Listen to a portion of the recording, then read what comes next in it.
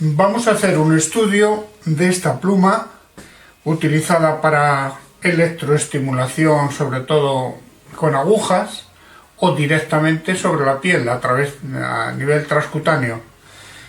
Aquí está el polo activo y este sería el indiferente. O sea que normalmente están pensadas para autoaplicación, de tal manera que una mano hace de indiferente y donde se aplique, allí es donde va a estar el activo. O si lo aplica otra persona, tiene que estar tocando al paciente. Bueno, entonces aquí el activo va a entrar en la caja de prácticas para hacer un análisis, para hacer un estudio de sus ondas. Aquí viene el indiferente, el que sería el negro, aquí viene el rojo, una sonda que va a detectar las ondas de voltaje y otra sonda para el osciloscopio que va a detectar las ondas de intensidad. Lo podemos mandar al paciente a través de unos cables que lo vamos a probar también a ver qué se siente con electrodos adhesivos, y tenemos aquí una resistencia para hacer una prueba para ver si trabaja en corriente constante o en voltaje constante. Podemos introducir un condensador en el circuito o quitar un condensador, porque es que realmente los tejidos vivos son una mezcla de condensador y de resistencia. Tengo aquí también una sonda, porque yo ya lo he analizado, ya lo he visto, ya lo he analizado, y cuando trabaja en vacío, que no tiene electrodos ni tiene una carga artificial, no tiene una resistencia, pues produce unas ondas tan altas que hay que verlos con una sonda que divida la onda entre 100, porque lo he probado entre 10 y no se llega, no caben en la pantalla, desbordan la pantalla del osciloscopio. Entonces voy a probar con la de 100. Vamos a conectarlo al osciloscopio a ver qué vemos. La pluma está trabajando en la máxima intensidad posible, es decir, tiene del 0 al 9 y lo he puesto en el 9, y descargando su energía sobre una resistencia artificial en la caja de prácticas. Y aquí realmente hay dos ondas. Como vemos, está la onda de intensidad y la onda de voltaje. Y esta es la onda de potencia. Las conexiones están bien hechas, están bien colocadas, es decir, el positivo va al positivo y el negativo al negativo, lo cual significa que esta pluma está generando realmente pulsos que pretenden ser cuadrangulares, pero negativos. Genera ondas negativas, que por otra parte es normal, porque la onda negativa es la que produce mayor estímulo, produce mejor estímulo que la positiva. Entonces aquí hay dos ondas. Una es la de voltaje y otra es la de intensidad, que están superpuestas y realmente es así. Para ver si hay dos ondas o no, vamos a incluir en el circuito un condensador que las va a deformar. Y al deformarlas ya se ve que hay ahí dos ondas. Vamos a ajustar esto un poquito. Ahí. Vemos que la azul es la de voltaje y la rosa es la de intensidad. Como vemos, la de voltaje se ha deformado. Y aquí aparece en esta blanca son las ondas de potencia, que ha disminuido mucho la potencia en el caso de introducir un condensador.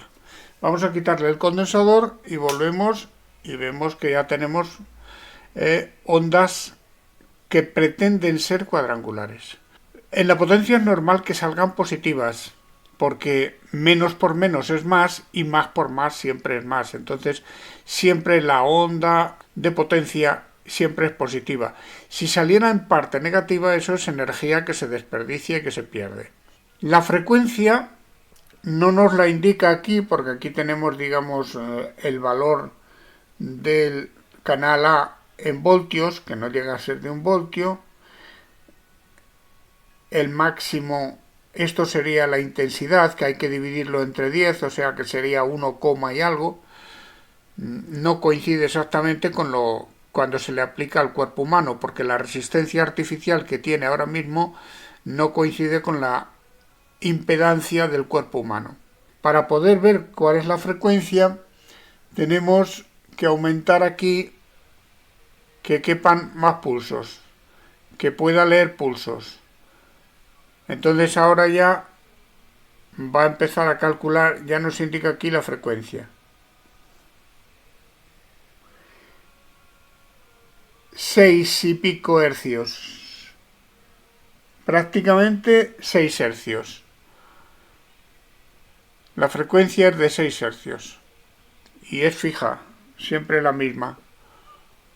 Si ampliamos mucho el detalle, pues vemos que pretenden ser cuadrangulares. Ahora mismo tenemos que la onda de voltaje se ha deformado y la de intensidad no. Eso ya nos indica que está trabajando el aparato en corriente constante. Y para verlo con detalle vamos a ver lo siguiente. Ya tengo puesta la resistencia a medio recorrido y le voy a pasar a la resistencia. Ahora está con la resistencia solamente, sin condensador. Y voy a aumentar el valor de la resistencia, voy a cambiar el valor de la resistencia. Fijaros que al cambiar el valor de la resistencia, la onda que cambia es la de voltaje y la de potencia, porque la onda de potencia es el producto de las dos, de la intensidad por la de voltaje. Cuando al cambiar y al modificar la carga o la resistencia se mueve la onda de voltaje es porque trabaja en intensidad constante, en corriente constante. Ahora vamos a ver cómo trabaja en vacío. Cuando trabaja en vacío vemos que las ondas se nos disparan. Vamos a poner en dividido entre 10 la señal. Y a pesar de que la hemos dividido entre 10, no cabe en la pantalla. Si quitamos esta para que sea más amplia, no cabe en la pantalla. Vamos a tener que utilizar ahora la sonda de por 100, dividido entre 100. Y ahora hablamos de esto. Estas ondas que van y vienen, que suben porque trabaja en vacío, aquí estaría la onda negativa que se nos va por debajo de la pantalla y que nos da la alarma de que estamos sobrepasando el rango. Pues estas ondas se llaman ondas de amortiguación o ondas amortiguadas. Es decir, hay como un rebote y poco a poco van desapareciendo porque no tiene donde descargar la energía. Aquí tenemos cómo es la onda con la sonda del osciloscopio de dividido entre 100. Es decir, que como vemos genera una onda que aparentemente no es muy alta, pero claro, esto hay que multiplicarlo por 100. Y si queremos ver el valor medio que alcanza quitando el pico, pues se nos ha ido a 5,400. Vamos a poner 5 voltios. Por 100 son 500. Son 500 voltios.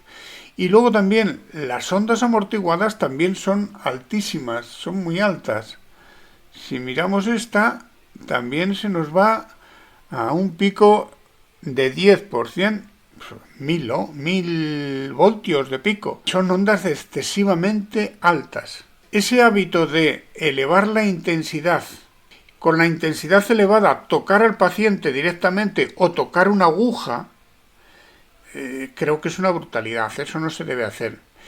Lo que se debe hacer es contactar la pluma con el paciente sin elevar la intensidad y luego elevar la intensidad, pero no debemos dejar que trabaje en vacío y cuando está trabajando en vacío con la intensidad elevada tocar al paciente, porque no es mucha la intensidad que se le aplica, es mínima, pero el voltaje, que es el que realmente produce el estímulo desagradable, va a generar un estímulo muy intenso y desagradable en el paciente, y eso hay que evitarlo, hay que tener cuidado.